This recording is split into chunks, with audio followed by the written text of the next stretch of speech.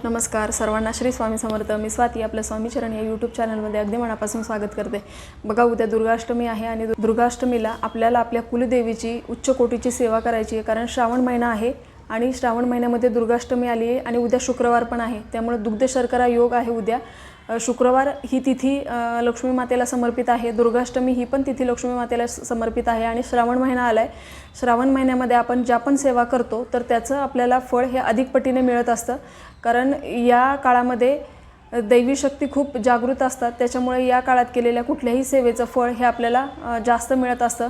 बऱ्याच महिला वर्किंग असतात, त्याच्यामुळे दुर्गा सप्तशती पाठ करणं हे प्रत्येकाला शक्य होत नाही. उद्या जर ज्यांना शक्य होईल त्यांनी आपल्या कुलदेवीची अतिउच्च कोटीची सेवा ती म्हणजे दुर्गा सप्तशती पाठ हा आवर्जून करा. दुर्गा सप्तशती ग्रंथ हा दिंडोरी प्रणीत माझ्याकडे आहे. मी त्याचा डिटेल व्हिडिओ आपल्या चॅनलवर केला आहे, तर तो बघून तुम्ही तसा ग्रंथही आणू शकता. आणि जर ते शक्य नाही झालं तर आज मी एक छोटीशी सेवा आपल्याला सांगणार आहे, ती आपण आवर्जून करा. ते म्हणजे आपल्याला या दिवशी सिद्धकुंजिका स्तोत्राचं पठण करायचं आहे. कारण बघा, जर आपण सिद्धकुंजिका स्तोत्र 11 वेळा पठण केलं तर आपल्याला एक दुर्गा सप्तशती पाठ केल्याचं पुण्य मिळत असं. याचा अर्थ असा नाही की आपण दुर्गा सप्तशती पाठ करायचे नाही. दुर्गा सप्तशती पाठ करणं हे तर खूप गरजेचं आहे. कारण आपण आपल्या कुलदेवी आणि कुलदैवत यांची सेवा करणं अनिवार्य आहे. कारण बघा, जर आपल्याला आपल्या घरामध्ये सुख शांती हवी असेल तर कुलदेवी आणि कुलदैवत या दोघांची सेवा आपल्याला आवर्जून करायची आहे. तर आता हे जर करणं शक्य नसेल, सिद्धकुंजिका स्तोत्राचं आपल्याला पठण करायचं आहे. कारण सिद्धकुंजिका स्तोत्र हे पण तितकंच प्रभावी आहे. ही पण उच्च कोटीची देवीची सेवा आहे. कारण उद्या शुक्रवार आहे, बरेच महिला वर्किंग असतात. आपल्याला 5 शुभचिन्ह काढायचे आहेत आपल्या घरामध्ये. तर ते कुठे कुठे काढायचे आहेत आणि ते काढताना कुठला मंत्र म्हणायचा आहे हे पण मी तुम्हाला पुढे व्हिडिओमध्ये सांगणार आहे. तर बघा, आता सिद्धकुंजिका स्तोत्र हे आपल्याला पठण करायचं आहे उद्या दुर्गाष्टमीची तिथी ही सकाळपासून संध्याकाळपर्यंत. जर तुम्ही वर्किंग असाल तर तुम्हाला सकाळी जर शक्य नाही झालं तर ते तुम्ही प्रदोष काळामध्ये किंवा संध्याकाळी जेव्हा तुम्हाला शक्य होईल त्यावेळेलाही तुम्ही याचा पाठ करू शकता. सिद्धकुंजिका स्तोत्र हे एकदा 5 वेळा 11 वेळा जर शक्य झालं तर. बघा, उद्याची तिथी खूप मोठी आहे, त्यामुळे उद्या दुर्गा सप्तशतीचा पाठ करणं जरी शक्य नाही झालं तरी उद्या सिद्धकुंजिका स्तोत्र हे आपल्याला 11 वेळा आवर्जून पठण करायचं आहे. त्याची सुरुवात अशी ते संस्कृतमध्ये आहे आणि आपल्या नित्यसेवेच्या पुस्तकामध्ये ते आहे. तर त्याचं आपल्याला आवर्जून पठण करायचं आहे. ओम शृणु देवी प्रवक्ष्यामि कुंजिका स्तोत्रमुक्तमं येन मंत्र प्रभावेन चंडी जाप शुभो भवेत. ही अशी त्याची सुरुवात आहे. संस्कृतमध्ये आहे आणि अगदी छोटे आहे, फार काही वेळ लागणार नाही. एक पाठ करायला आपल्याला त्याला 2 ते 3 मिनटं लागतात. अशा आपल्याला 11 पाठ आवर्जून करायचे आहेत. कारण या दिवशी केलेल्या सेवेचं आपल्याला कैक पटीने फळ मिळणार आहे. आणि जेव्हा पण आपण असे मंत्र उच्चार करतो तर आपल्या बघा, लोक म्हणतात की भिंतीला पण कान असतात. तर ही म्हण खरी आहे. म्हणजे आपण जेव्हा पण आपल्या घरामध्ये चांगल्या मंत्र स्तोत्रांचं उच्चारण करतो तर ते वास्तू आपली तथास्तू म्हणत असते. तर त्याच्यामुळे आवर्जून आपल्याला ही गोष्ट करायची आहे.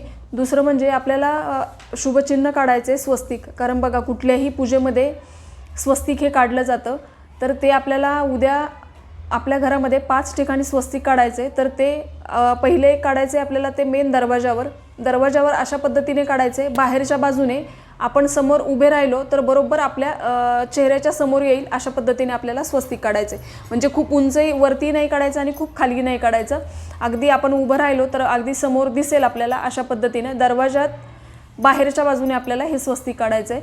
दुसरं म्हणजे आपल्याला या दिवशी उंबरठ्याला हळदीचं लेपन करायचं आहे. कारण ही तिथी खूप मोठी आहे.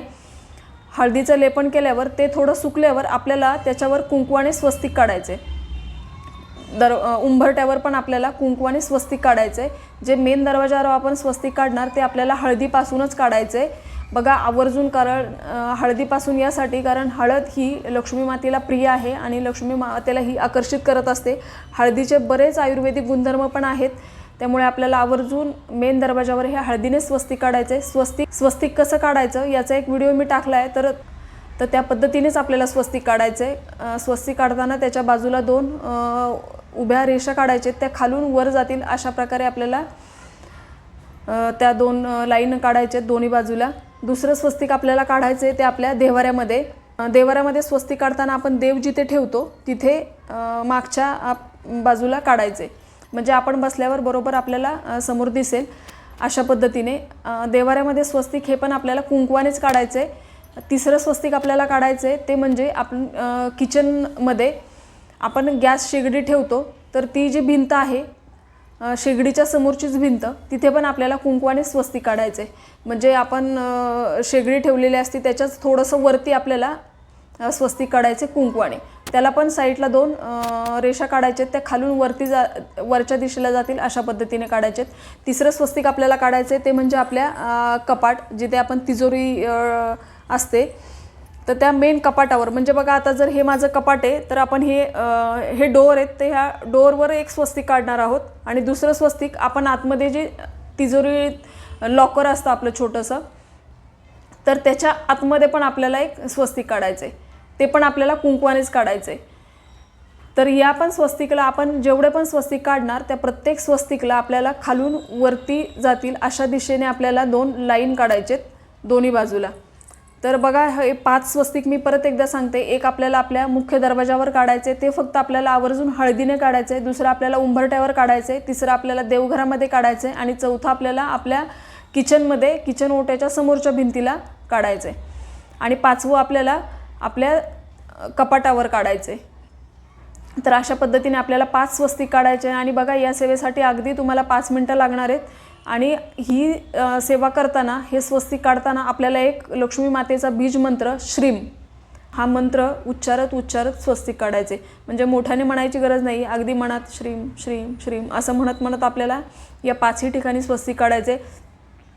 बघा स्वस्तिक हे शुभचिन्ह आहे. तर बघा हे स्वस्तिक काढल्याने आपल्या घरातील वातावरण शुद्ध होण्यास मदत होते, लक्ष्मी माता आकर्षित होत असते. आणि हे शुभचिन्ह आहेत, याच्याने आपल्याला चांगले फायदे होत असतात. तर अशा पद्धतीने आपल्याला स्वस्तिक आणि सिद्धकुंजिका स्तोत्राची सेवा ही शुक्रवारी दुर्गाष्टमी आहे, तर या दिवशी आपल्याला आवर्जून करायची आहे. कारण बघा या छोट्या छोट्या गोष्टींचं आपल्याला या छोट्या छोट्या गोष्टी केल्याने आपल्याला खूप पुण्यफळ मिळत असतं. आणि ही छोटीशी सेवा आपल्याला दुर्गाष्टमीच्या दिवशी आवर्जून करायची आहे. आणि आपल्याला स्वस्तिक हे शुभचिन्ह हे आपल्याला सकाळी शक्य झालं तर सकाळीच काढा, म्हणजे अगदी 10-11 वाजेपर्यंत तुम्ही काढू शकता. जरी वर्किंग महिला असतील तरी बघा या सेवेसाठी अगदी आपल्याला 5 मिनटं लागणार आहेत. हळदीचं लेपन करून आपल्याला आवर्जून या 5 ठिकाणी स्वस्तिक काढायचं आहे. आणि सिद्धकुंजिका स्तोत्राचं पठण तुम्हाला सकाळी करणं शक्य नाही झालं तर तुम्ही दिवसभरामध्ये कधीही करू शकता, अगदी संध्याकाळी करू शकता. कारण ही दुर्गाष्टमी तिथी खूप शुभ आहे. तुम्हाला ज्या वेळेत वेळ मिळेल, तुम्हाला जेव्हा वेळ मिळेल तेव्हा ही आवर्जून सेवा करायची. अगदी छोटीशी सेवा आहे पण याचे फायदे खूप आहेत. तर मी आशा करते माहिती समजली असेल. ही छोटीशी माहिती जी मला तुमच्यापर्यंत पोचवायची होती, झालेली सेवा मी आई तुळजाभवानीच्या चरणी रुजू करते आणि आजचा व्हिडिओ इथेच थांबवते. सर्वांना श्री स्वामी समर्थ.